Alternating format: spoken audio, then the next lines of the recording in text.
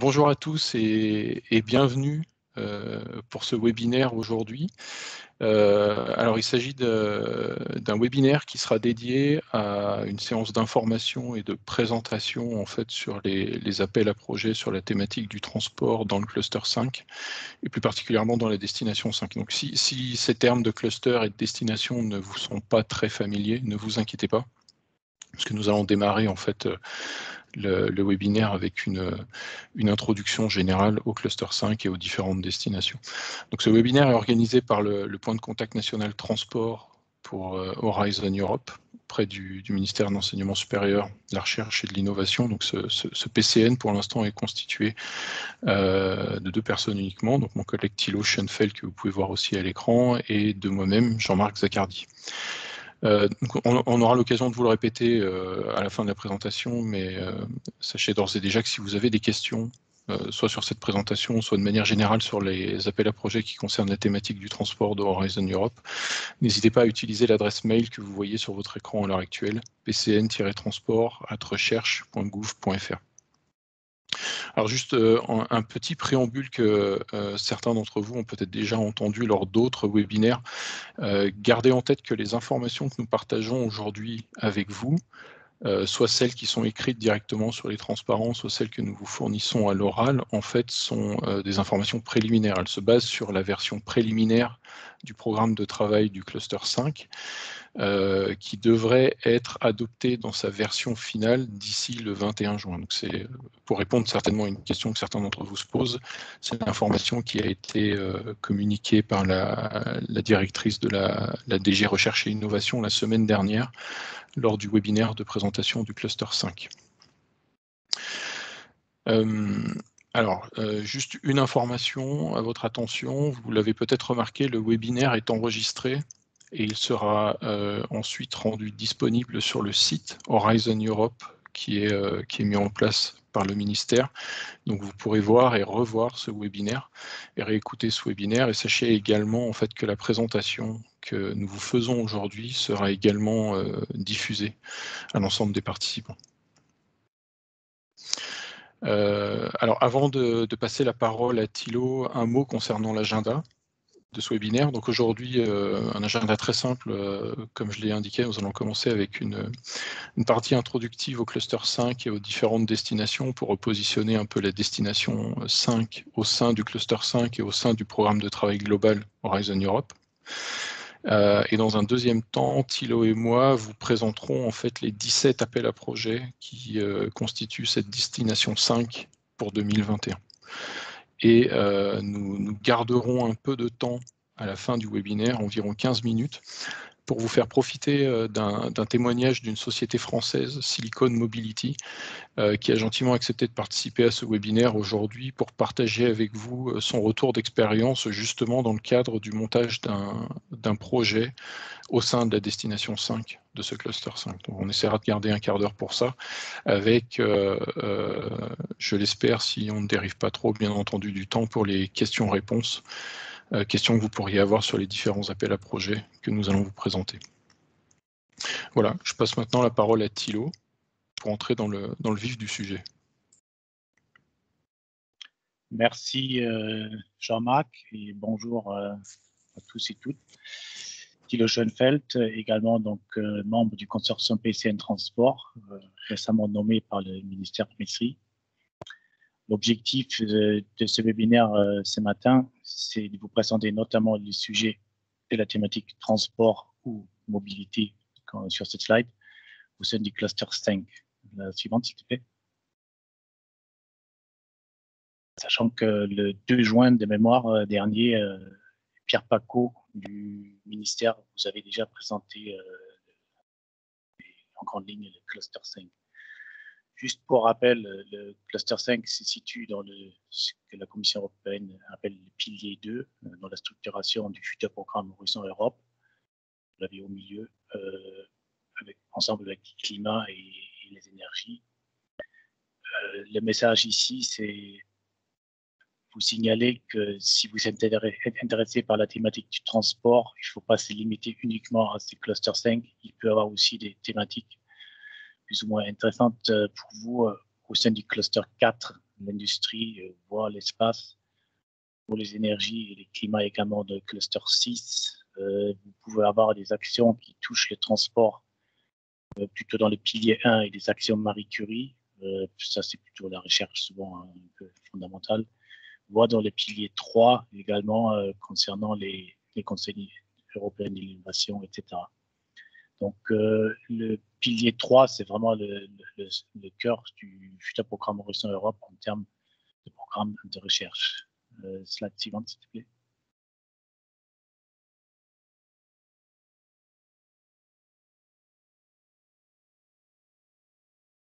Voilà. Donc ça, c'est une planche assez chargée. Je ne compte pas détailler chaque ligne. Le message le plus important presque pour les participants, c'est la date de la première clôture qui est prévue pour le 14 septembre de cette année, c'est-à-dire à peu près dans 3 mois à partir d'aujourd'hui, période estivale incluse. Comme disait Jean-Marc, la sortie officielle des appels à projets a été retardée légèrement. C'était prévu initialement de mémoire pour le 7 juin, maintenant c'est le 24 juin qui est officiellement annoncé, sachant que le programme de travail qui est la base de notre présentation aujourd'hui, qui circule en version draft, mais le draft il est très très proche de la version finale.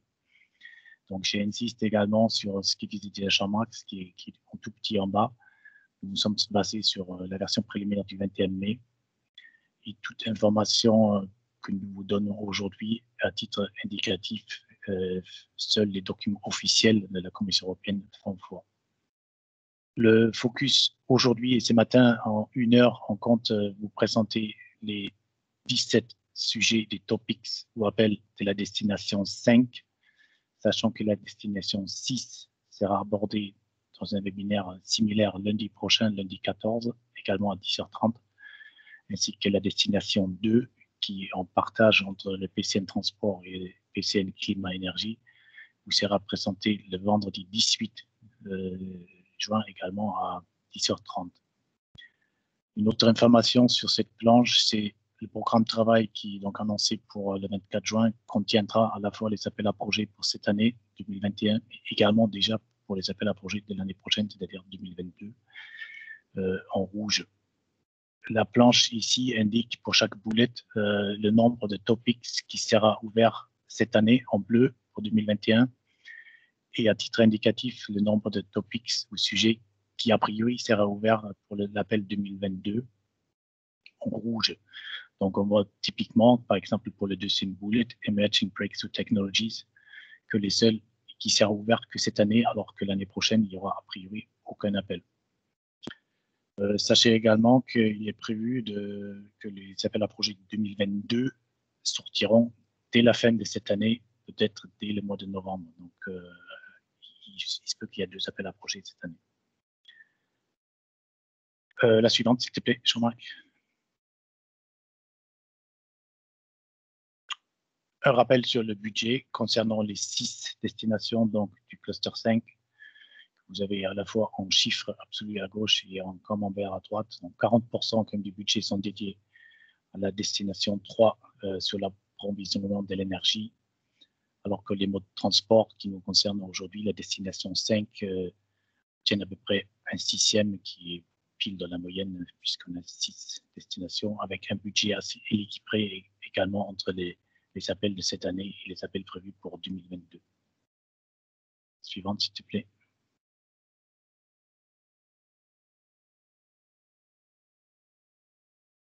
Jean-Marc.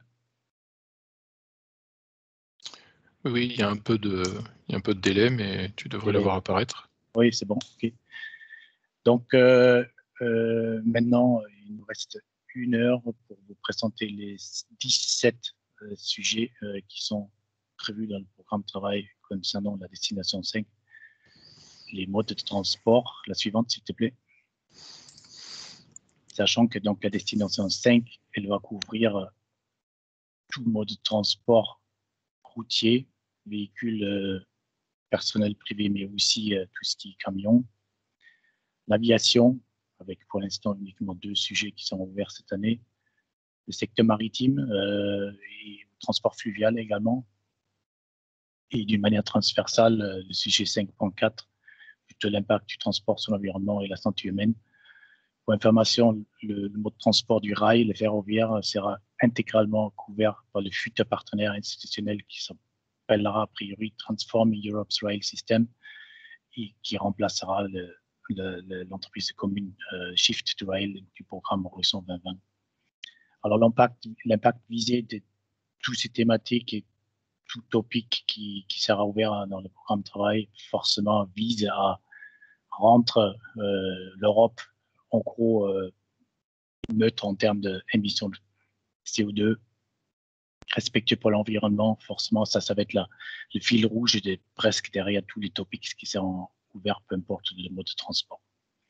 Le deuxième aspect derrière, et c'est pourquoi on a tous ces programmes européens, c'est pour renforcer et augmenter la compétitivité mondiale de l'industrie européenne et la recherche des compétences en Europe dans un contexte mondial. La suivante, s'il te plaît.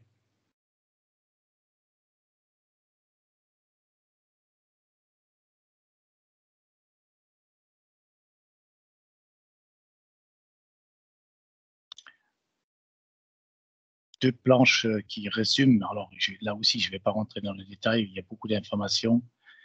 Il me semble que ça vous a été expliqué, il y a différents types de projets. Vous avez la troisième colonne de la gauche, type d'action, c'est IA, RIA ou CSA.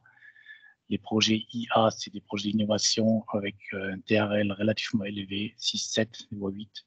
Les projets des RIA, c'est la recherche un peu plus en amont avec un TRL 3, 4 jusqu'à 6. Alors que les actions de soutien des CSA, ça s'adresse pas vraiment à des acteurs de la recherche, plutôt à des collectivités ou des clusters, c'est pour monter des programmes de réseautage.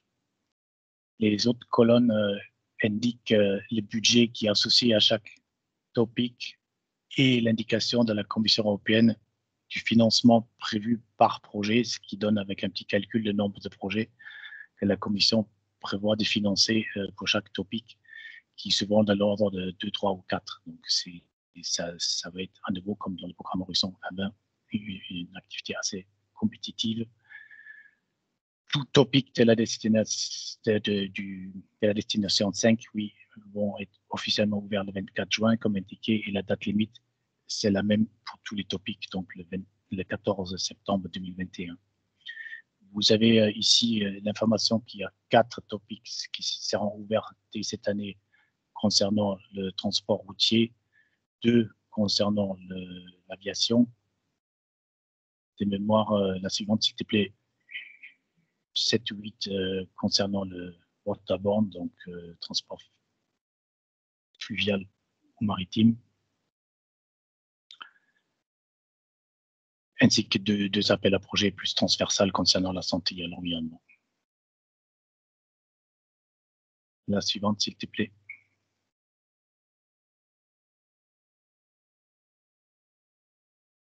Donc, le premier mode de transport qui présentait le programme de travail, c'est le transport routier à zéro émission. Donc là, une fois de plus, l'objectif global derrière tous les sujets, c'est de rendre le transport routier vers une mobilité zéro émission et rendre l'Europe plus compétitive et qu'elle reste leader mondial en termes d'innovation, de production des services liés au transport routier.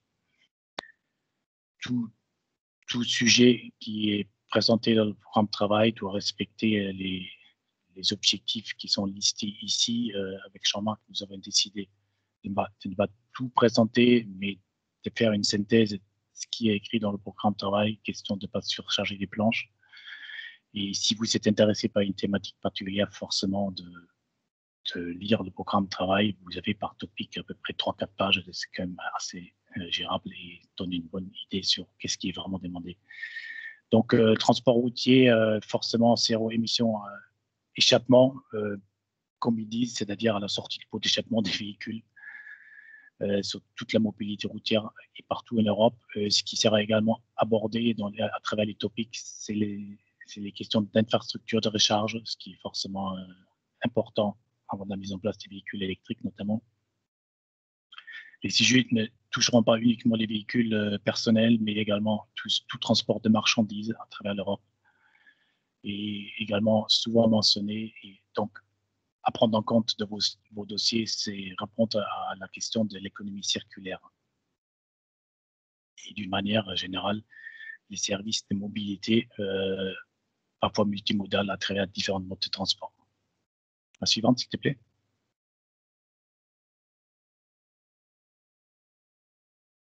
Ceci est la première planche qui décrit donc une planche, une slide, le contenu, un résumé du contenu du sujet qui s'appelle T50101. Ça va être une nomenclature qui est utilisée à travers tous les sujets par la Commission européenne dans la destination 5. En haut à droite, dans les petits carrés en bleu, on vous a préparé un petit résumé des chiffres clés et informations clés par sujet.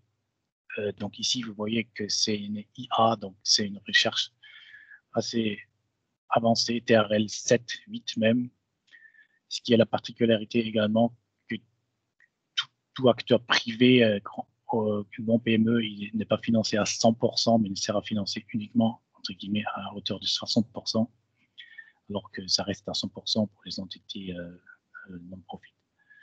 La date limite et l'ouverture, c'est la même, je ne vais plus insister là-dessus. Et ici, vous avez donc le budget total qui est associé à cette thématique de 45 millions avec un budget de 10 à 15 prévu par projet, ce qui laisse un financement pour à peu près 3 projets. Sachez également ce qui est nouveau par rapport au programme cadre précédent, Horizon 2020, la Commission européenne, si possible, souhaite limiter la taille des dossiers et c'est spécifiquement 70 pages qui sont explicitement mentionnées dans le programme de travail. Donc, votre dossier ne doit pas dépasser les 70 pages.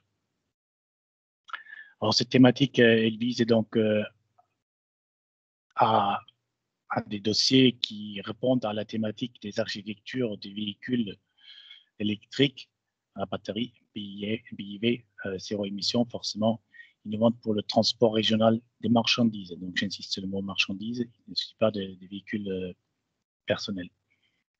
Avec une spécification qui est dans le scope, c'est-à-dire des véhicules entièrement électriques avec une charge de 3,5 à 12 tonnes, voire au-dessus des 12 tonnes, des véhicules transport de marchandises régionaux, suburbains ou urbains, et donc avec une intégration parfaite dans les flottes des véhicules électriques.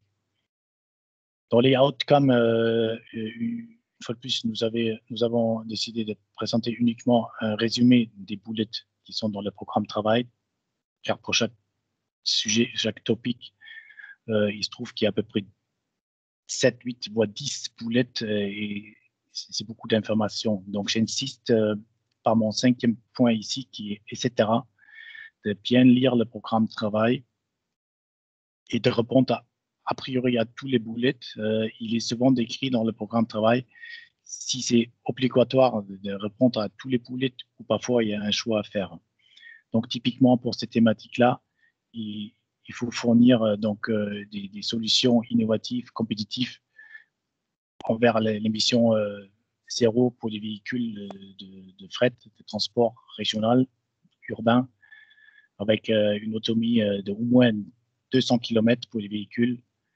Il faut que ça s'intègre parfaitement dans les conditions du trafic, forcément, avec des concepts de recharge rapide et avec une augmentation de au moins 10% de l'efficacité par rapport au système de recharge actuel. La suivante, s'il te plaît. Donc la 0102 qui concerne plutôt l'introduction des technologies à large bande passante et l'électrique puissance avancée et des commandes associées. Donc c'est plus technologique. La thématique ne concerne pas vraiment les véhicules spécifiques du fret. Vous avez en haut à droite l'indication sur TRL qui est toujours relativement élevée avec 5 à 6. Et il est prévu par la Commission européenne de financer à peu près 4 à 5 projets avec ce type de projet. C'est des RIA, donc tout le monde est financé à 100%. Le scope de cette thématique, c'est l'introduction de technologies à large bande passante qui nécessitent des efforts supplémentaires pour une intégration de nouvelles architectures embarquées, tout en prenant en compte une nouvelle architecture de de véhicules, plusieurs roues motrices distribuées et différents niveaux de tension. Donc, c'est explicitement également mentionné 400 volts, 800 voies supérieures. Et là, également, dans les bullets concernant les résultats qui sont attendus, les expected outcomes, c'est surtout de développer des électroniques de puissance qui permettront une réduction drastique du poids et la taille des appareils. Donc, il est également important de prouver que, à thermale votre recherche, à la fin des projets, vous arrivez à une réduction, par exemple, des pertes, la performance thermale de 25%. Il faut démontrer une réduction du coût de moins 20% des puissances électroniques, etc. Donc, je reviens là-dessus, il est très important de rester proche du programme de travail. Nous avons également décidé, d'ailleurs, entre parenthèses, de ne pas traduire en anglais parce qu'il y a en français depuis le texte d'origine qui est en anglais pour ne pas commettre des erreurs dans la traduction. Donc, il faut vraiment reprendre proche du programme de travail qui est dans sa version origine et rédigée en anglais. La suivante, s'il te plaît.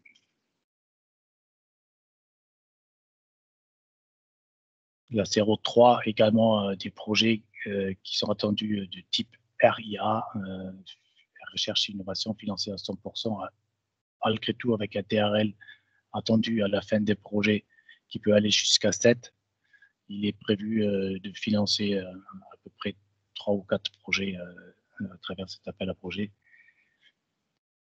qui vise donc une approche système pour obtenir une charge optimisée des véhicules électriques et une flexibilité V2G, donc véhicules également vers les grids dans des conditions de déploiement de masse. Donc là, les mots-clés sont également déploiement de masse et les bidirectionnels, ce qui est souligné en rouge dans le troisième bullet, c'est-à-dire également depuis les véhicules vers les réseaux et également pour les maisons et tout ce qui est entreprise. Le scope, l'objectif de cette thématique, de cette topic, et ce sont des projets qui visent à proposer des solutions pour améliorer l'ensemble de l'expérience de l'utilisateur, c'est-à-dire dès la localisation, la réservation des véhicules, les processus de paiement, la facturation, lors de la recharge des véhicules électriques dans de différents scénarios, donc, qui sont listés ici. Ça peut être à la rue, dans les parkings privés, etc., chez les entreprises. Et également en considérant les différentes flottes de véhicules, voitures particuliers ou utilitaires légers et moyens. La slide suivante, s'il te plaît, Jean-Marc, le sujet numéro 4, le 04, est sûrement assez intéressant pour les acteurs industriels ou académiques qui souhaitent monter des projets de R&D.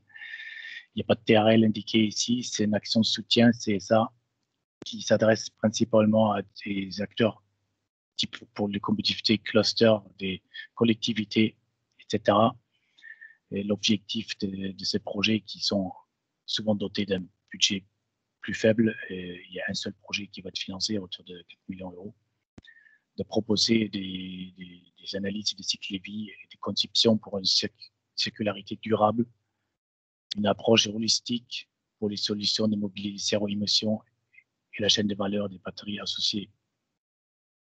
Donc, l'objectif ici pour les personnes qui souhaitent répondre à cette thématique, c'est de proposer des technologies pour une mobilité propre et durable au niveau des systèmes des véhicules et de ses composantes. L'empreinte écologique et l'impact des technologies sur la société, c'est toujours important et ça revient souvent dans le programme de travail.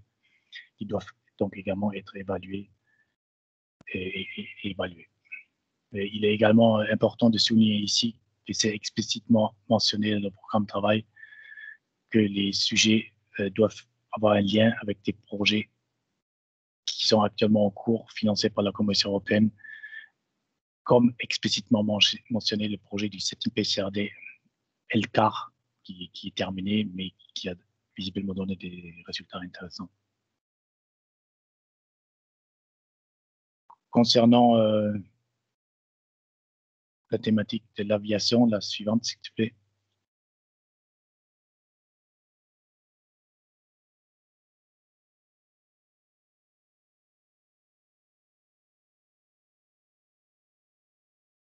Donc, l'aviation, une petite parenthèse, en fait, c'est écrit dans la deuxième bullet. Une grande partie, comme déjà dans le programme Horizon 2020, qui vise à financer la R&D dans le domaine de l'aviation, sera financée via le programme Clean Aviation qui succédera à Clean Sky et qui souvent finance des projets plutôt avec un TRL plutôt élevé, alors que le programme Horizon Europe, via la destination 5, vise à financer des projets avec une technologie un TRL assez faible, entre 1 et 4. Globalement, l'objectif est également donc accélérer la réduction de tous les impacts et émissions de l'aviation. C'est donc pas uniquement le CO2, ça inclut tout le cycle de vie, c'est-à-dire la production jusqu'au démantèlement des aéronefs. Les bruits notamment autour des aéroports et ce qui inclut également donc forcément la gestion du trafic aérien. Dans le programme cadre précédent, il y avait un programme qui s'appelait César, qui sera remplacé par un programme qui s'appelle IATM, pour Integrated Air Traffic Management, et qui sera complété également par un dispositif U-Space afin de prendre en compte également la gestion du trafic entre guillemets et des vols des drones, donc tout véhicule unmanned, EU pour unmanned, donc sans pilote à bord. L'objectif globalement est donc également de maintenir la position de l'Europe en tant que leader global de l'industrie aéronautique, qui est déjà le cas, et donc renforcer cette position dans un contexte mondial, notamment vis-à-vis des concurrents américains et émergents, notamment en Chine, et globalement développer des technologies pour une réduction significative des émissions de gaz à effet de serre. Premier horizon donné 2035, deuxième horizon neutralité climatique est donné pour 2050. Et la suivante, s'il te plaît, Jean-Marc.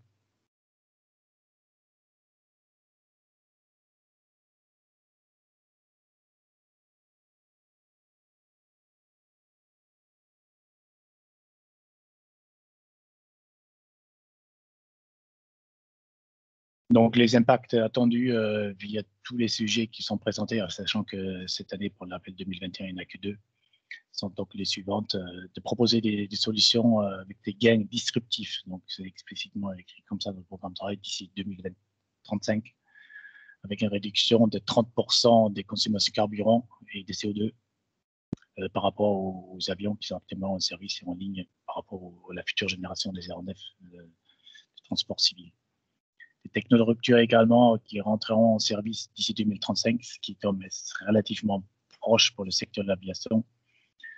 Basé sur ça va être le cœur des sujets, des nouveaux vecteurs énergétiques, des architectures hybrides électriques, une prochaine génération de moteurs et une nouvelle configuration d'avions.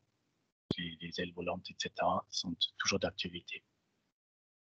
Des nouvelles technologies pour réduire considérablement la pollution atmosphérique locale, donc autour des aéroports notamment, ainsi que le bruit. Une meilleure compréhension des impacts climatiques autres que les CO2, également donc, qui contribuent efficacement aux objectifs climatiques de l'Union européenne. Maintenir le leadership de l'industrie européenne, on l'avait déjà mentionné. Ce qui est également important, c'est le passager, c'est les clients, et ça, c'est le résultat aussi de la crise que nous vivons actuellement, c'est la résilience de l'écosystème aéronautique aux chocs externes qui peuvent être liés aux pandémies, mais également à la cybersécurité, le terrorisme ou la santé d'une manière générale. La suivante, s'il te plaît, pour vous détailler plus l'action 01-05, qui est la première des 2 topics concernant l'aviation. C'est des projets donc de type RIA également, avec un TRL relativement faible de 2 à 4 et avec un financement total de 25 000 €, ce qui laisse un financement en moyenne de à peu près 6 ou 7 projets, ce qui est relativement confortable mais le sujet est relativement générique et vaste, donc je m'attends qu'il y ait beaucoup de dossiers qui vont être soumis dans le cadre de cette thématique T5 01 05. Il faut proposer donc des technologies de réduction des émissions de gaz à effet de serre pour l'aviation et travailler vers la neutralité climatique à l'horizon de 2050. L'eau TRL, plus le TRL est faible, plus c'est quelque part compétitif et plus d'acteurs de recherche également peuvent soumettre un dossier. Et globalement, l'objectif est donc de réduire les émissions de gaz à effet de serre à travers ce type de projet. Pour les outcomes, j'insiste également là-dessus. Nous avons listé 4, alors qu'il y en a beaucoup plus dans le programme de travail. Il faut bien respecter tout ce qui est écrit dans le programme de travail. Donc, il s'agit de fournir des technologies transformatrices, en anglais transformative, qui vont réduire considérablement les émissions autres que le CO2. Cette sélection de nouvelles technologies doit être compatible avec les procédures forcément opérationnelles et alignées aussi sur permettre à inclure des émissions autres que les CO2 dans la mesure fondée sur le marché de l'aviation européenne et internationale. Le deuxième bullet spécifie donc de fournir des technologies également concernant les moteurs, les systèmes et les structures des aéronefs, une fois de plus, afin de réduire leur impact sur l'environnement. Il faut également, à travers vos projets, démontrer que vous contribuez à développer de nouvelles configurations d'aéronefs, au moins des composantes, une fois de plus, optimisées pour un impact environnemental et une empreinte sonore les plus faibles possibles lors des opérations au sol, donc le roulage au sol avec des moteurs électriques, etc., forcément qui sont cherchés à travers ce type de projets qui, du coup, aussi vont permettre d'avoir des opérations 24 sur 24. Et le dernier bullet qui est listé sur cette planche, c'est de vous indiquer qu'à travers des projets que vous comptez peut-être proposer, c'est de fournir des solutions, des technologies de performance des avions, non seulement également des moteurs, mais aussi ces systèmes hybrides et électriques, le stockage. Donc, ça concerne également donc, les opérations dans les aéroports, de l'hydrogène, etc. Et le sujet 01-06, c'est le deuxième topic qui sera ouvert cette année concernant le secteur de l'aviation, qui vise une transformation numérique. Donc, ça concerne moins l'aéronef ou les avions, c'est plus la manière de les fabriquer. Donc, c'est des projets aériens également avec un budget relativement conséquent de 29 millions d'euros et un financement de 3 à 6 par projet. Donc là aussi, il y a plusieurs projets qui vont être financés, également avec un TRL relativement faible. Donc là, comme je disais tout à l'heure, il s'agit de proposer des solutions qui visent une transformation numérique des avions de nouvelle génération dans la conception, la fabrication, jusqu'à l'intégration et la maintenance. Donc c'est plus les opérations qui sont visées ici, avec un scope qui est donc une véritable transformation numérique avec une approche holistique et circulaire de l'écosystème autour de l'aéronautique. Les sujets que vous allez proposer visent également à accélérer les processus de la conception et de la fabrication et permettront une mise en service sans faille, flawless, des nouvelles avions et aéronefs et systèmes. Donc, dans les topics soulignés, donc la transformation digitale, qui est très importante donc, à démontrer à travers vos projets, qui permettront donc la mise en service des futurs aéronefs. Il est également mentionné comme objectif de faire progresser d'autres technologies qui permettront donc une intégration flexible des écosystèmes de simulation et qui vont permettre la conception multidisciplinaire et optimiser et quantifier des incertitudes pour toute l'aviation commerciale. Le troisième bullet sur cette planche vous précise qu'il est également attendu que vos dossiers, vos projets permettront de fournir des nouvelles technologies pour valider et certifier ces modèles, la mesure et les prédictions de la fiabilité et l'impact du matériaux, et des logiciels sur la sécurité et l'impact du matériel, déjà mentionné pour l'aviation commerciale, ainsi des nouvelles normes. Et d'une manière générale et toujours d'une manière un peu transversale, réduire donc l'impact des gaz à effet de serre également à travers les matériaux. Donc, comme il y a des aéronefs aujourd'hui construits avec des matériaux composites. Et donc, explorer des pistes rapides vers leur remplacement sur le plan également économique. La suivante, s'il te plaît, Jean-Marc, mais je pense qu'on passe au sport waterborne. Donc, je te laisse le micro. Oui, merci Thilo. Donc je vais effectivement passer à la présentation des appels à projets sur les 2 dernières thématiques, disons, donc ce qui devrait nous amener environ à 11h30 et vous laisser du temps pour les questions. Donc je vous le répète, n'hésitez pas si vous avez des questions, utilisez le chat pour les envoyer pendant nos présentations. Donc la 3e thématique au sein de cette destination 5 concerne le transport par voie d'eau, qui se veut propre, intelligent, compétitif et neutre pour le climat, avec 8 appels à projets pour 2021. Donc c'est relativement conséquent, c'est un changement aussi notable par rapport à ce qui a été fait dans le cadre du H2020. L'objectif général des projets qui seront soumis dans le cadre de cette thématique consiste à accélérer le développement et le déploiement en fait des solutions neutres pour le climat et des solutions propres dans le secteur du transport maritime et ou fluvial. Donc là, il s'agit de la traduction qu'on a sélectionnée pour le Waterborne Transport. Donc sachez que les appels à projets font appel pour la plupart à des applications ciblées, par exemple du transport maritime, mais que dans la majorité des cas, pour la majorité des appels à projets, la Commission demande également de regarder la transposition des solutions à du transport fluvial, donc la navigation intérieure, disons. Donc l'objectif général, c'est bien entendu de réduire l'impact environnemental du transport par voie d'eau, d'améliorer son efficacité et, comme Thilo l'a dit, en filigrane, bien entendu, de soutenir la compétitivité de l'industrie européenne du transport par voie d'eau. Donc les impacts principaux qui sont attendus des projets qui seront soumis sous cette destination sont assez variés.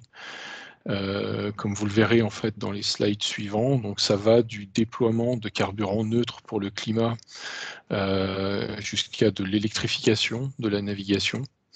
Ça concerne également la digitalisation du transport maritime. Ça concerne également, en fait, pour certains appels, les chaînes de logistique, en fait, qui sont associées au transport maritime. Donc, il y a vraiment des sujets très variés, sachant que, bien entendu, encore une fois, comme vous pouvez le voir sur le 2e bullet point, la thématique générale, c'est l'amélioration de l'efficacité énergétique globale et donc de la réduction de consommation en carburant des navires. Pour différents types d'applications, encore une fois, pour du transport maritime en haute mer, pour du transport maritime à courte distance et pour de la navigation fluviale. Et vous verrez en fait que dans les slides qui vont suivre, toutes ces thématiques sont abordées dès 2021, si ce n'est l'automatisation qui est un peu plus diffuse, disons, dans les appels 2021.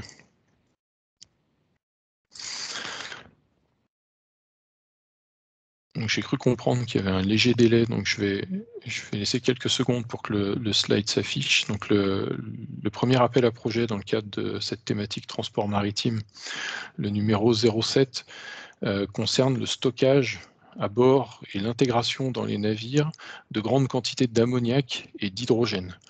Donc comme comme vous le savez peut-être, en fait, l'ammoniac et l'hydrogène sont des carburants qui sont de plus en plus évoqués pour le transport maritime. Donc là, ce qui est attendu de la part des projets qui répondront à cet appel, c'est de justement traiter ce sujet du stockage de l'hydrogène et de l'ammoniac avec des capacités qui dépassent donc un équivalent qui est chiffré dans l'appel à projet et qui est de 300 tonnes de carburant marine conventionnel, donc du gazoil marin en fait. Donc pourquoi? Pour en fait démontrer de l'utilisation de ces carburants hydrogène et ammoniac dans des environnements réalistes avec des autonomies correspondantes à des autonomies usuelles pour le type d'application visée. Donc il est demandé de faire la démonstration de la faisabilité du stockage et de l'utilisation de ces carburants basés sur l'hydrogène de manière embarquée, donc dans un environnement réaliste. Donc la démonstration en fait, de ces carburants, du stockage de ces carburants vise principalement des applications à forte puissance et à grande autonomie. Mais comme je l'ai mentionné rapidement dans l'introduction de cette thématique, la Commission demande également de démontrer l'applicabilité, la transposition en fait, des solutions qui seront proposées également pour du transport maritime, disons courte distance, et également pour du transport fluvial et du transport de passagers. Donc voilà, en fait, toujours un peu cette multiplicité des applications à prendre en compte.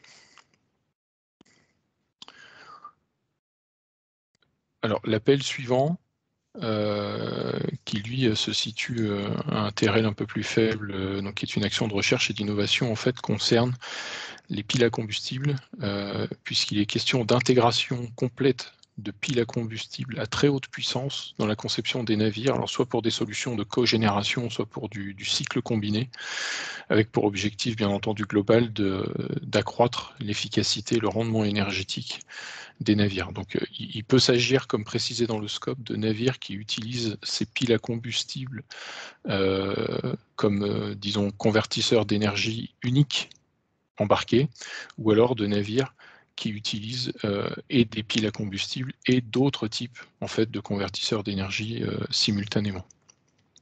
Donc, il s'agit, comme vous pouvez le voir en rouge, vraiment d'un focus sur des piles à très forte puissance, puisqu'on parle de démonstration au-delà de 3 MW, donc de la très forte puissance pour des piles à haute température, pour lesquelles il est demandé de faire cette démonstration. Vous pouvez voir également sur le troisième bullet point que l'appel à projet mentionne de manière chiffrée en fait un objectif de gain en rendement d'au moins 20% dans un environnement réaliste, donc c'est-à-dire dans le cadre d'une vraie démonstration, en comparaison du cas usuel avec l'utilisation de carburants conventionnels. Donc l'objectif étant bien entendu de réduire au maximum les émissions de gaz à effet de serre. Un autre point que vous pouvez noter sur le bas du slide, c'est qu'en marge de la démonstration, je dirais, de technologie, il est demandé également d'illustrer, de mettre à disposition une espèce de feuille de route pour le déploiement un peu plus large de la technologie de pile à combustible dans le transport par voie d'eau. Donc, ce qui peut concerner différents types de systèmes piles à combustible et différents types d'applications pour le transport par voie d'eau.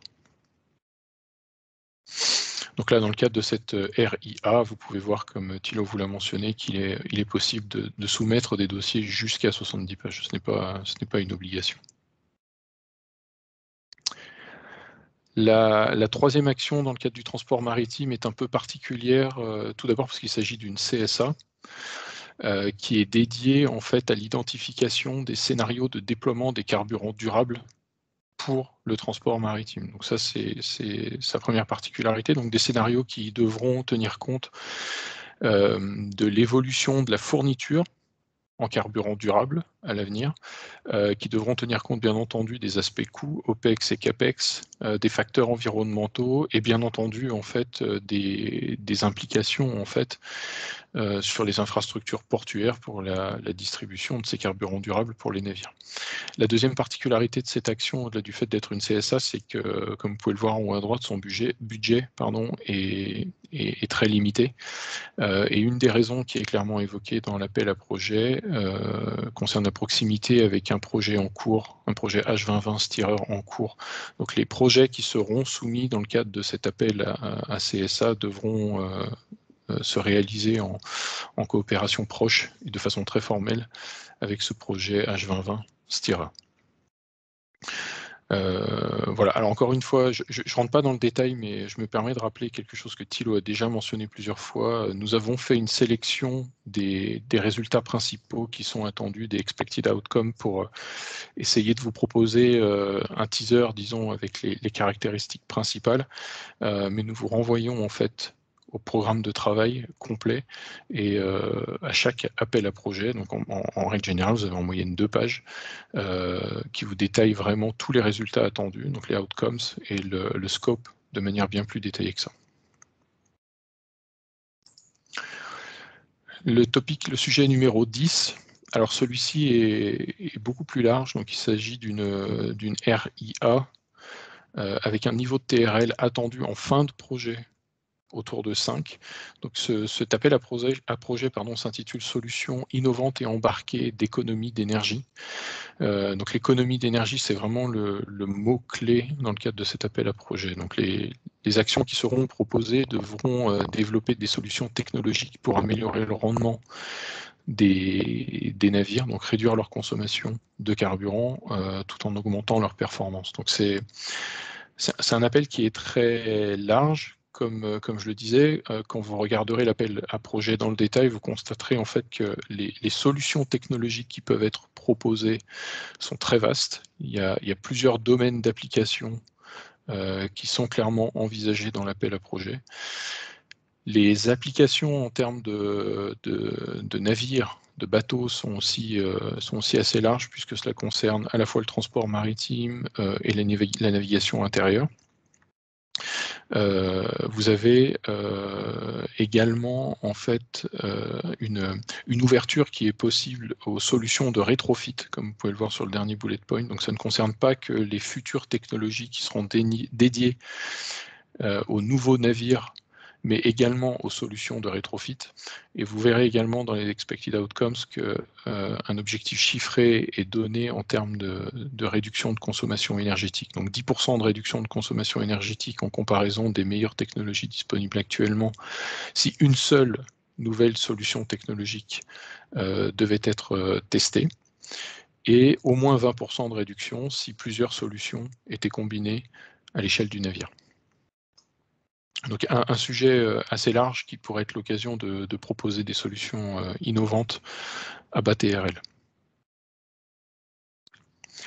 Le sujet numéro 11 concerne l'électrification cette fois-ci, avec les systèmes de charge de batterie hyper alimentés. Donc ça c'est notre traduction pour le titre en anglais, hyper alimenté pour navire. Donc là il s'agit d'une action IA avec un niveau de TRL un peu plus élevé, 6-7, avec un financement adapté aussi pour certaines entités, donc notamment les industriels. Donc là, le sujet de fond, en fait, ici, l'objectif de fond concerne la minimisation des temps de recharge, en fait, pour les navires. Donc temps de recharge qui participent au coût d'opération de ces navires. Donc l'objectif, c'est de minimiser au maximum ces temps de recharge en développant des solutions de recharge à forte puissance. Donc là, vous voyez le chiffre, il s'agit quand même de solutions de recharge à plus de 5 MW pour réduire au maximum ce temps de recharge. Vous le voyez déjà apparaître dans le scope et également dans le tout dernier bullet point, il y a aussi une notion de flexibilité en fait, qui est évoquée dans cet appel à projet. Donc les solutions de recharge qui seront proposées et développées ne devront pas être limitées à un seul type d'application, de navire ou de batterie, mais il faudra aussi démontrer la transposition possible de ces solutions à différents types de batteries et différents types de navires qui seraient amenés à venir se connecter au même point de recharge dans le port. Alors, en termes de démonstration et de livrable, vous voyez surligné en rouge l'attente concernant 2 démonstrations à mettre en place à échelle 1, disons, dans 2 ports européens différents. Comme je le disais, il y a un aspect coût derrière cet appel à projet, puisqu'il est question de minimiser le temps d'immobilisation de ces navires. Donc il y a aussi une étude de marché qui est attendue et une évaluation de la faisabilité du déploiement en fait, de ces points de recharge rapide dans les ports européens. Donc, et encore une fois, vous pouvez voir sur le troisième bullet point qu'il n'est pas question uniquement de transport maritime en haute mer, mais également de transport sur des courtes distances, et voire même des ferries pour cet appel à projet.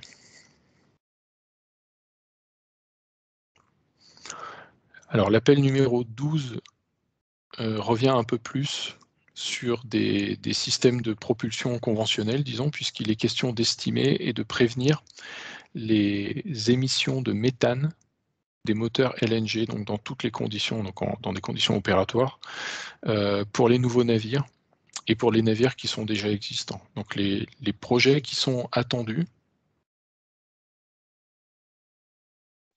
Alors je vois que quelqu'un a pris la main sur la présentation.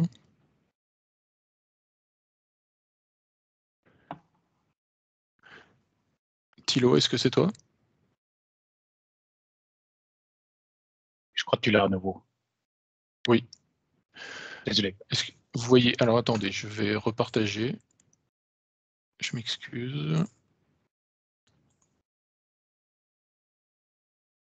Thilo, est-ce que les slides sont revenus? Oui. Très bien, Oui, c'est bon. parfait. Désolé. Merci. Donc je disais sur l'appel numéro 12, un retour à un système de propulsion, disons, plus conventionnel, donc sur les moteurs LNG. Donc les projets qui sont attendus ici, en fait, devront dresser un peu un état de l'art sur les émissions de méthane de ces moteurs LNG maritimes et développer dans la foulée, en fait, des techniques, des stratégies de suppression en fait, de ces émissions de méthane, soit en travaillant à l'échelle des moteurs à combustion interne, soit en travaillant sur les technologies de post-traitement. Tout en évitant, bien entendu, que la suppression de ces émissions de méthane ne s'accompagne en fait, d'effets négatifs sur les émissions de CO2 ou sur les émissions d'oxyde d'azote en particulier. Là, ce qui est attendu en termes de livrable principal, en tout cas, ce sur quoi nous avons décidé d'insister un peu plus aujourd'hui, c'est qu'un démonstrateur grandeur nature doit être mis en place en fait sur un navire en opération pour démontrer la suppression totale de ces émissions de méthane. Encore une fois, vous pouvez le voir sur le deuxième bullet point, il ne s'agit pas uniquement de solutions en avance de phase pour des constructions de navires en cours ou à venir, ça doit aussi concerner des solutions, du rétrofit en fait pour des navires existants. Vous avez aussi un troisième aspect que nous avons conservé ici pour cette présentation, en fait, qui concerne les cas de fonctionnement, en fait, dans lesquels une élimination totale, en fait, de ces émissions de méthane ne pourrait être possible.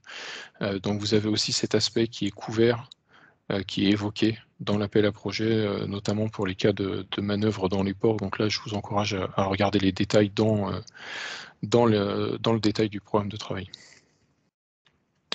L'appel numéro 13, celui-ci concerne plutôt la digitalisation du transport maritime, puisqu'il est question de développer des modèles de jumeaux numériques pour l'exploitation de navires verts. Donc là encore, l'objectif sous-jacent, c'est bien d'améliorer l'efficacité énergétique et les performances environnementales des navires en utilisant ce concept de jumeaux numériques. Donc pour le transport maritime et aussi pour la navigation intérieure.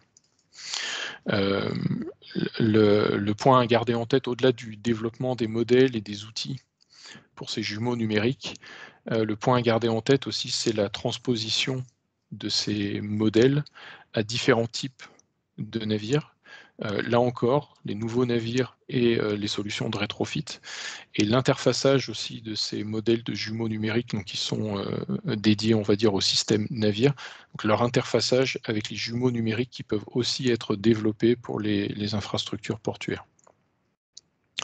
Donc là, il est question, encore une fois, d'améliorer l'efficacité énergétique et de participer, disons, au leadership de l'industrie européenne sur le transport maritime, en fait, en réduisant les coûts et en se servant aussi de ces nouveaux outils et de cette digitalisation pour améliorer, augmenter la confiance des investisseurs lorsqu'il s'agit de lancer de nouveaux investissements sur les navires. Le dernier sujet pour la partie maritime, le numéro 14, concerne les moteurs à combustion interne à nouveau, puisqu'il est question de démontrer la faisabilité des moteurs marins à ammoniac, donc des moteurs à forte cylindrée. Donc là, il existe déjà des travaux sur le sujet, disons à l'échelle laboratoire, à l'échelle réduite. Donc ce sont des travaux qui sont mentionnés dans l'appel à projet.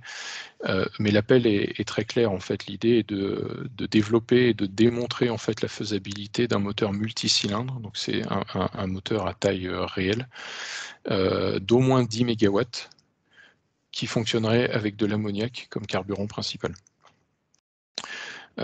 Donc moteur pour lequel il faudra démontrer que le fonctionnement est sûr et fiable dans des scénarios d'utilisation réalistes, donc avec des cas d'usage à définir.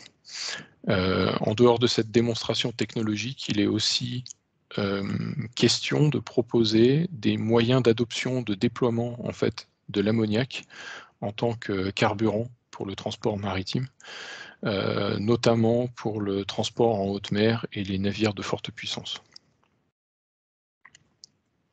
C'est pas indiqué, on ne l'a pas conservé là sur ce slide-là, mais vous trouverez également dans le programme de travail détaillé un objectif de réduction qui est indiqué en termes d'émissions de gaz à effet de serre, qui est de 80% si ma mémoire est bonne, donc 80% de réduction des émissions de gaz à effet de serre par rapport à un fonctionnement usuel avec du carburant, du gazoil marin conventionnel.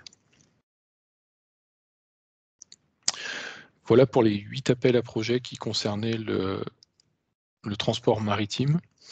La dernière thématique sur la destination 5 concerne l'impact des transports sur l'environnement et la santé humaine. Donc là, bien entendu, comme vous en doutez, l'objectif global est de concevoir des moyens et de trouver des solutions plus efficaces pour réduire les émissions et leurs impacts sur la santé humaine. Donc pour 2021, il n'y a que 2 appels qui sont proposés dans cette thématique-là. Les impacts principaux qui sont attendus sur cette thématique-là concernent donc de manière générale la réduction des émissions polluantes des véhicules routiers. Donc ce sera le cas notamment du premier appel que je vous présenterai dans la foulée, qui est dédié aux flottes automobiles et aux solutions de rétrofit pour les flottes automobiles.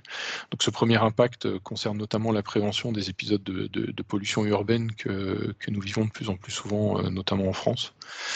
Le deuxième impact qui est attendu et qui apparaît déjà dans les appels 2021 concerne le suivi des performances environnementales des véhicules et l'application de la réglementation. Donc ça fait écho notamment à la détection des dispositifs d'invalidation des systèmes de post-traitement, par exemple. Le troisième impact concerne la réduction du bruit, donc le bruit qui revient comme un sujet important, notamment pour les véhicules légers de catégorie L. Et ça fera aussi l'objet d'un des 2 appels à projets pour l'année 2021.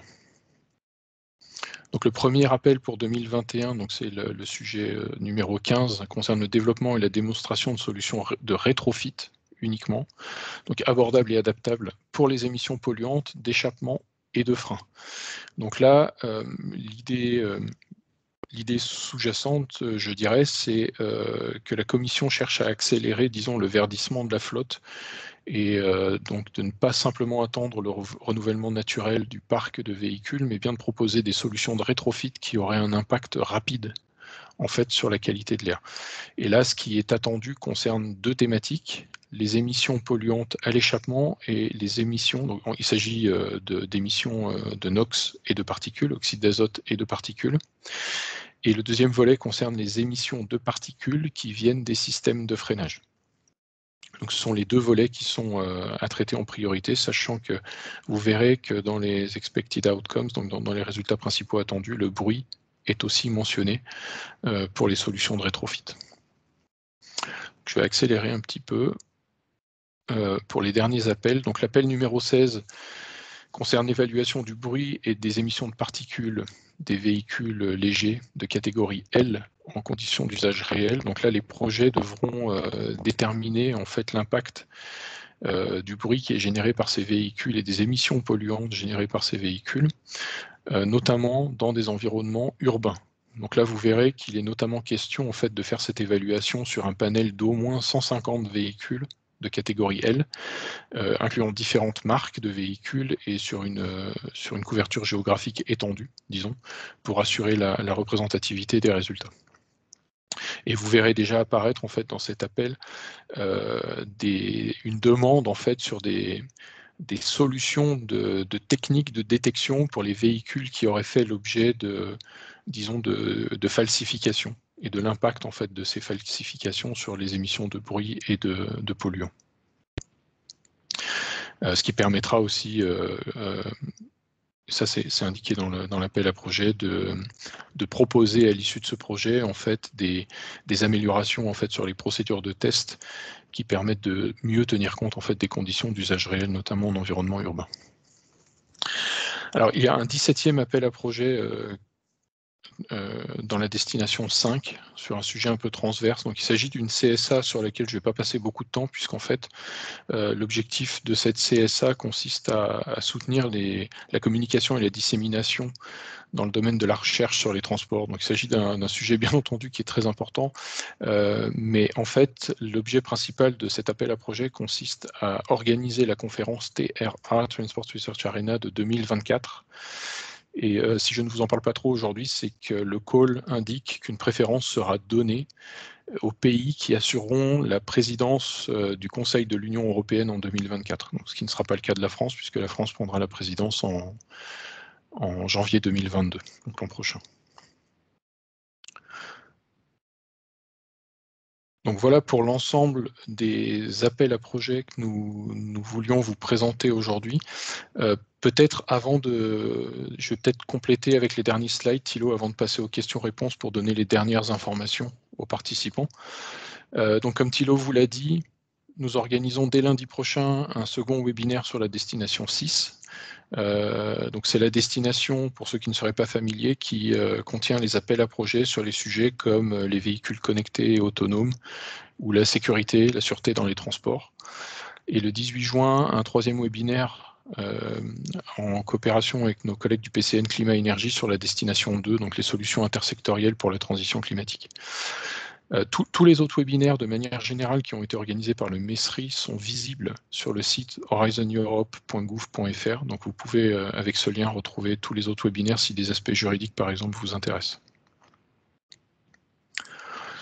Donc ce site Horizon Europe qui a été mis en place par le MESRI contient énormément d'informations sur les événements qui vont être organisés prochainement, sur les appels, donc très prochainement sur la version définitive du programme de travail et également des fiches pratiques qui peuvent vous intéresser si vous ne trouvez pas également votre bonheur sur les différents sites de la Commission européenne pour lesquels vous trouverez ici tous les liens vers le dashboard, vers le portail Funding and Tenders, etc. qui vous propose aussi l'agenda des événements organisés directement par la Commission européenne.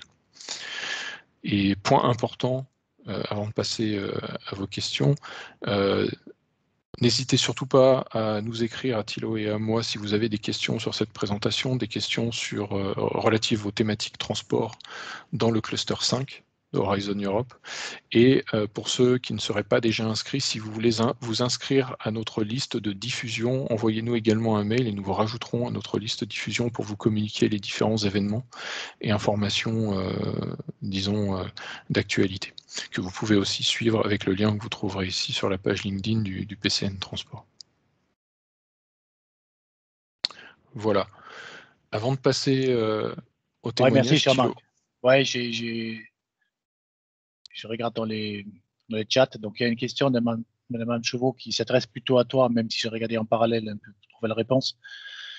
Bonjour, merci pour les présentations très intéressantes. Petite question sur les appels maritimes. D'après vous, quels appels sont les plus susceptibles d'intéresser et d'impliquer les ports, hormis la D0111? Donc, j'ai regardé moi-même, tu peux compléter, Jean-Marc, pour moi, c'est la 07 et la 09. Alors, la 09, c'est de mémoire une CSA un peu particulière. Et je pense que la thématique 07 concerne également du port. Oui, bah, j'aurais dit le premier qui me venait à l'esprit, c'est la 11, justement, avec les solutions de recharge, effectivement. La 9, puisque bien entendu, les scénarios de déploiement des carburants durables intègrent la partie infrastructure portuaire. Et la 7, du coup, je ne me souviens plus dans le détail si l'appel à projet mentionne directement l'implication des ports. Il faudrait vérifier dans le détail parce que c'est très axé stockage et intégration à bord des navires quand même.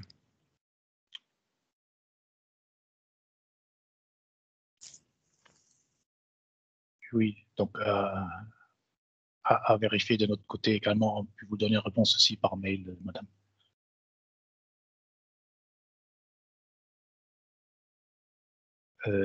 Qu'est-ce qu'il y a comme question d'autre? Il y a Pierre qui postait. Ah oui, l'info que le poste du coordinateur transport est encore ouvert, candidaté, annonce sur le site du MESRI. Si tu veux compléter, Jean-Marc. Oui, n'hésitez pas.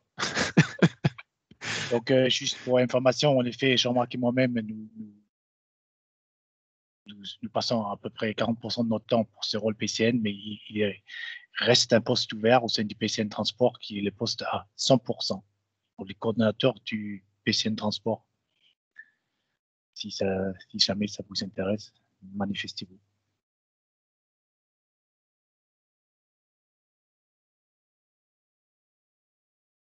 Je ne vois pas les questions de mon côté, Thilo. Je ne sais pas s'il y en a du coup.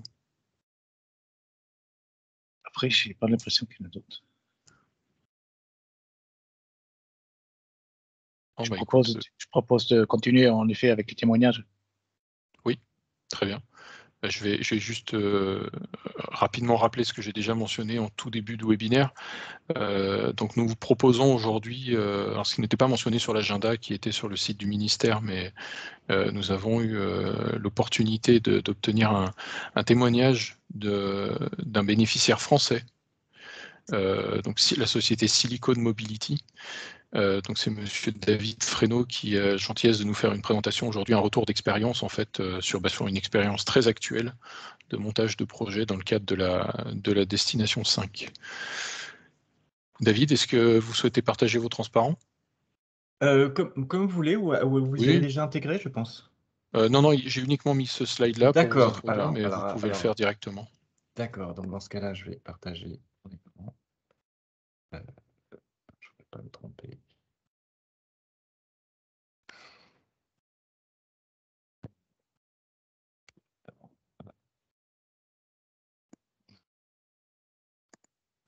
Est-ce que mon écran est visible? Oui, c'est bon. Oui. Alors, merci. Tout d'abord, merci à vous, Jean-Marc, pour cette invitation. Donc, je crois que vous m'avez demandé de témoigner en tant que PME sur les projets collaboratifs et les participations à l'Europe et donner donc la vision qu'on avait. Donc, rapidement, pour vous introduire, donc, je suis David Fresneau, je suis responsable du marketing et du business développement à Silicon Mobility. Je suis aussi l'un des cofondateurs de la société. L'entreprise nous sommes une société de semi-conducteurs et de logiciels embarqués pour l'automobile. La mission de l'entreprise est d'augmenter l'efficacité énergétique des véhicules électriques, donc augmenter leur rendement en réduisant les pertes, et ce, en apportant une solution de contrôle plus intelligente dans toute la chaîne de traction électrifiée. Donc ça se passe au niveau du convertisseur, au niveau des convertisseurs des CDC, des chargeurs embarqués, mais surtout au niveau de l'onduleur et du moteur électrique. Donc très rapidement sur Silicon Mobility, ce que nous fournissons, c'est un semi-conducteur. Donc on a une solution qui s'appelle Olea, c'est notre innovation principale. Donc on est une société hautement technologique, on a plus de 25 brevets au niveau des semi-conducteurs, de la sûreté de fonctionnement, du temps réel et du contrôle de système embarqué. La société, on est maintenant à peu près 60 personnes, essentiellement des ingénieurs à R&D. Nous sommes basés à Sophia Antipolis, donc dans le sud de la France, près de Nice. Et nous avons déjà des bureaux, donc des représentations commerciales et du support local en Allemagne, aux États-Unis, en Chine et au Japon. Alors sur le plan collaboratif, l'entreprise a 5 ans, mais a déjà beaucoup d'expérience dans le cadre de projets soit nationaux et aussi en Europe. Alors sur des expériences passées de l'équipe de management. Mais ce que je voulais témoigner aujourd'hui, c'est comment nous, on approche les projets collaboratifs. Alors quels sont les critères principaux? C'est d'abord tous les projets dans lesquels on s'engage doivent soutenir la feuille de route technologique ou produit de l'entreprise, pour que ça se fasse vraiment du sens et une cohérence dans le développement. Et donc, clairement, une claire correspondance entre l'appel à projet, le cahier des charges de l'appel à projet et l'innovation qu'on va proposer, parce qu'il est toujours question d'innovation sur un projet collaboratif. Et puis, systématiquement, on va chercher à rentrer dans une logique de filière. En l'occurrence, là, ici, c'est la filière automobile qui nous intéresse, ou d'écosystème, c'est-à-dire être toujours proche, alors soit de partenaires qui peuvent être des laboratoires de recherche, des fournisseurs ou des sociétés tierces qui pourraient compléter notre solution. Ou alors, évidemment, ce qu'on préfère, c'est évidemment travailler avec des clients potentiels. Alors les bénéfices, bon, je pense qu'on les connaît tous, hein, c'est le financement de la R&D, ça c'est très important, donc ce qui nous permet d'accélérer les développements. Sinon, on aurait à décaler un petit peu dans le temps si on n'avait pas ces financements complémentaires. La création de propriété intellectuelle, ça c'est super important, dépôt de brevets aussi, que ça soit seul ou d'éco-dépôt. Euh, les projets collaboratifs facilitent énormément la collaboration avec des utilisateurs finaux potentiels. Ça, c'est vraiment très important, surtout dans l'automobile où les grands donneurs d'ordre ont tendance à être un peu frileux avec l'innovation, surtout apportée par des startups. Et être dans un cadre de collaboration cofinancée permet de limiter les risques et les engagements de leur côté. Enfin, ça augmente énormément la visibilité, hein, ça permet de promouvoir et diffuser la technologie et notre savoir-faire. Alors, ça va dans tous les sens, hein, pas de nous vers le consortium ou les consortiums vers nous, et même au-delà. Donc, vraiment, l'aspect réseau est super important et vraiment bénéfique. Et c'est l'une des difficultés aussi, c'est que quand on va démarrer, c'est comment on monte ou rejoindre un consortium, surtout des consortiums européens. Ça peut être très lourd, très large. Et là, il y a plusieurs façons de faire. Je pense que vous les connaissez, hein, c'est se rapprocher avant tout des pôles de compétitivité. Ça marche très, très bien. Les associations, donc bon, dans l'automobile, il y a la PFA qui est très connue, la plateforme de la filière automobile, mais aussi parler avec les clients, les partenaires avec lesquels on travaille régulièrement, les fournisseurs qui, eux, ont des fois des pieds dans ces appels à projets, surtout les gros, hein. Les grosses entreprises, en général, des équipes spécialisées là-dedans. Ce qui est difficile aussi, c'est monter le dossier. Il faut vraiment prévoir d'y investir du temps et surtout pas hésiter à s'appuyer sur des cabinets, enfin des experts externes et surtout des cabinets d'aide au financement et innovation. Donc, c'est des personnes qui ont vraiment l'habitude, qui aident vraiment dans le montage du dossier, la rédaction du dossier. Évidemment, ça ne retire pas le travail à faire parce que ça vient de nous, hein, ce qu'il faut, la description des tâches de l'innovation, la description du marché, la description du plan d'affaires qui en découle derrière. Mais eux, on savent exactement comment mettre en valeur toutes ces informations et répondre aux attentes, surtout des évaluateurs au niveau européen. Donc ça, c'est super important. En plus, je ne sais pas si vous le savez, la BPI aide énormément, donc finance à 50% les coûts des cabinets de consultants externes sur ce genre de dossier.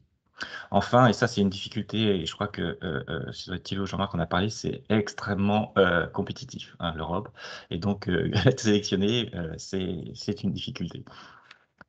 Alors pour terminer, c'est l'exemple en cours. Justement, on est en train de préparer un projet qui répond à cet appel, donc dans le pilier 2, cluster 5, destination 5, et en l'occurrence l'appel à projet 01.02 qui s'appelle NextGen EV Components. Donc, on est actuellement dans un consortium de 10 partenaires qui intègrent donc des personnes, enfin des entreprises et laboratoires de recherche en France, en Angleterre, en Espagne et en Belgique, menés par 4 leaders. Là, on a vraiment une belle représentativité de la chaîne de valeur. Donc, on a des fournisseurs de technologies dont on fait partie, mais aussi des fournisseurs de services en ingénierie. On a des équipementiers, des constructeurs automobiles et des centres de recherche. Ce qui concerne Silicon Mobility, on va vraiment ici développer un nouvel algorithme de contrôle d'onduleur et des méthodes de ce qu'on appelle le pronostic et de diagnostic pour augmenter la durabilité et la durée d'utilisation dans le temps des véhicules électriques. On utilise effectivement donc le support d'un cabinet en innovation, surtout quand il y a 10 partenaires, hein, ils aident vraiment à la récolte des informations auprès de chaque partenaire, à la rédaction du projet en nous guidant et sur le conseil de la mise en valeur des points forts. Et en termes de travail, ça demande quand même pas mal de travail. On a des sessions de travail régulières jusqu'au dépôt. Hein. Donc, le dépôt, on l'a dit, on l'a vu, hein, c'était en septembre, mi-septembre. Et on a à peu près 3 à 4 réunions d'une heure hebdomadaire, alors sur le consortium global, et puis après découpé par work package, par lot. Voilà, donc j'espère que ce témoignage vous a été utile. N'hésitez pas à me poser des questions. Si vous avez des questions, je serai ravi d'y répondre.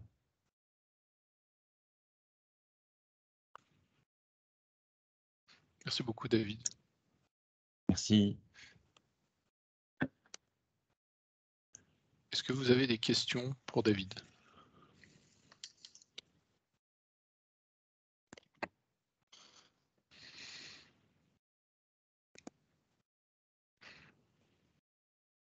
Alors, il y a une question, alors, je ne pense pas qu'elle soit spécifiquement pour David. Faut-il la constitution d'un consortium pour tous les appels à projets?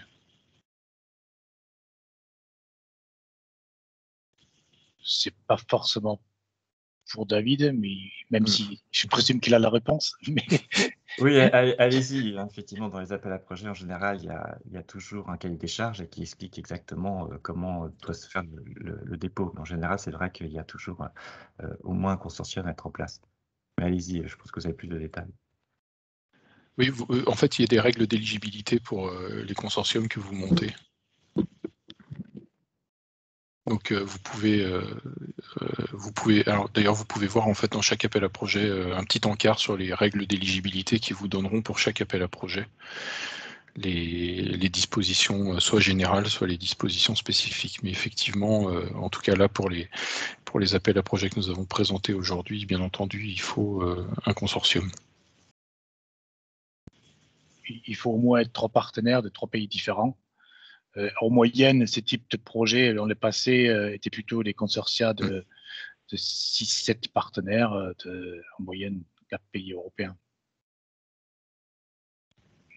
Et ce qui est justement un aspect secondaire entre guillemets par rapport au financement, c'est de se faire connaître à travers ce type de projet via d'autres partenaires en Europe, ce qui est toujours particulièrement intéressant pour les PME, pour les industriels, peut-être moins valable pour les acteurs académiques, mais c'est aussi un moyen, sous condition de fournir du bon boulot, de se faire connaître en Europe et après d'accrocher peut-être des contrats et faire du business à l'extérieur du contexte européen.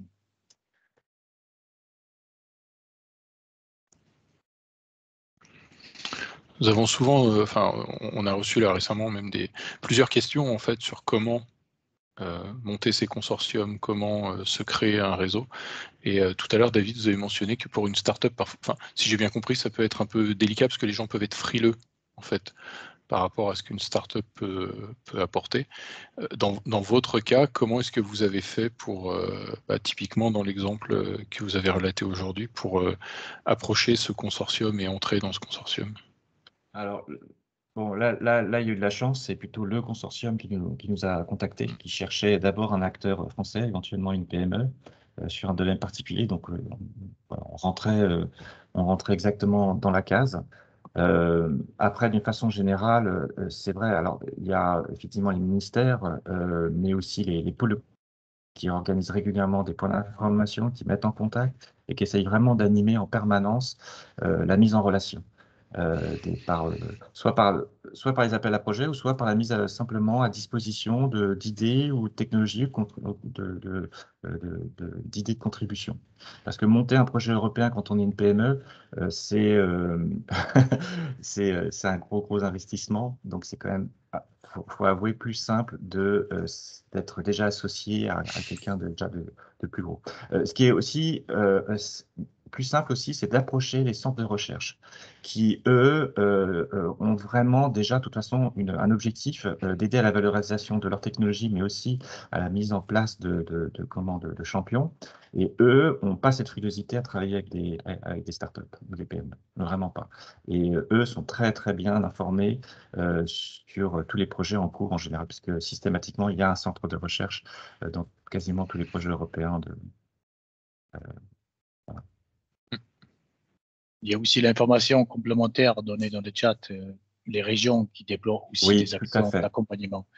Exemple, en région sud, un dispositif d'accompagnement dédié aux PME qui finançait à hauteur de 100%.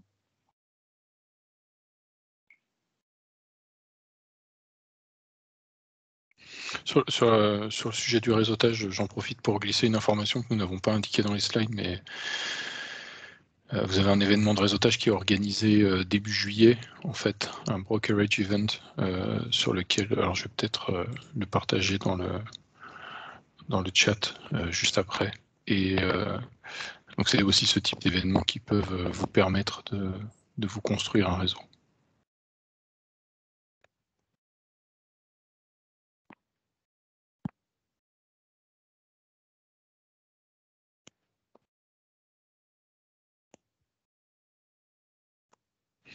Je suis désolé, Thilo, de mon côté, je ne vois pas les questions dans le chat, donc je ne sais pas s'il y en a d'autres. Je les vois une fois sur deux, j'ai l'impression. Non, il n'y en a pas d'autres. Il y avait Pierre qui a répondu à la question de Madame Platzkumer. Est-ce qu'il y a d'autres questions de la part des participants?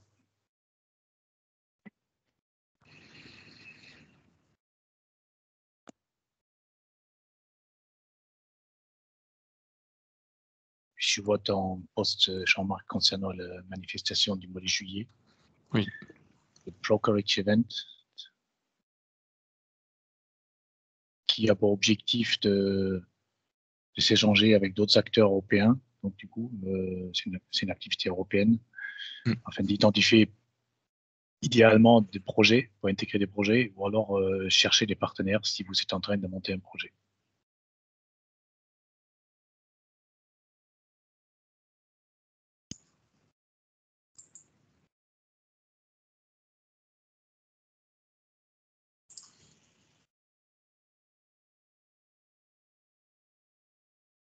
Plus d'autres questions? J'ai pas l'impression.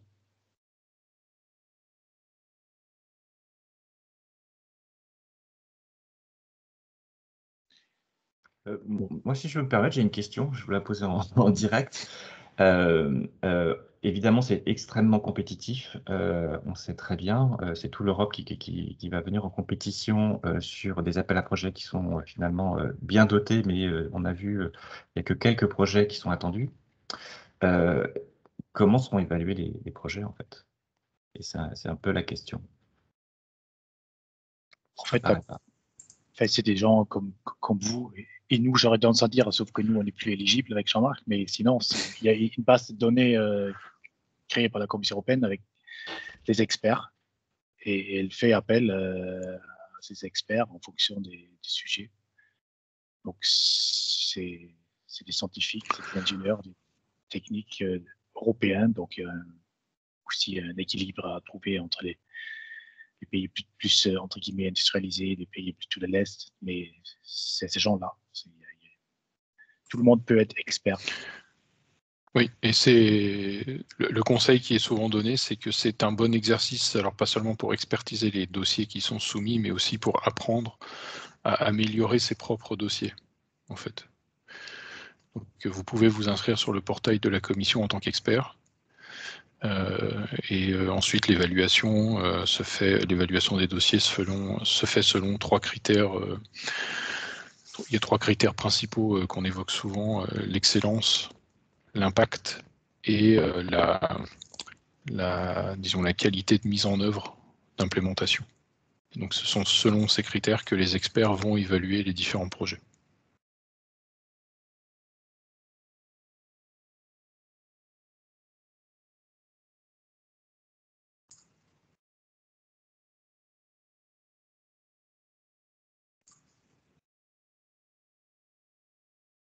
Après, je confirme, ça peut être compétitif, mais ce matin, j'avais un échange assez intéressant concernant la thématique 01, 07.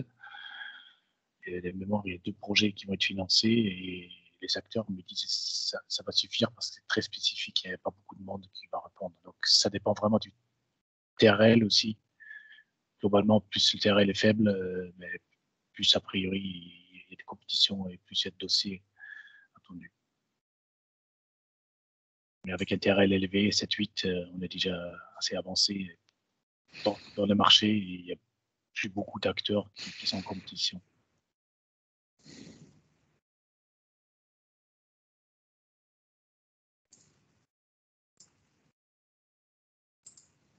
Alors, Jean-Marc, je propose de clôturer. Oui, je te suis parce que, encore une fois, j'ai un problème avec le chat. Donc, s'il n'y a plus de questions, effectivement, on peut clôturer ce premier webinaire. Oui, vas-y. Enfin, c'est pas quoi donner. Non, mais écoutez, merci d'avoir participé à ce premier webinaire. Encore une fois, il y en aura d'autres dès lundi prochain. Donc, n'hésitez pas, vous pouvez encore vous inscrire si vous n'êtes pas inscrit pour le webinaire sur la destination 6. Et n'hésitez pas non plus à nous écrire si vous avez des questions, là encore, soit sur ce webinaire, soit sur la thématique transport de manière générale au sein de Horizon Europe. Merci à tous pour votre participation aujourd'hui et bonne journée. Merci, au revoir.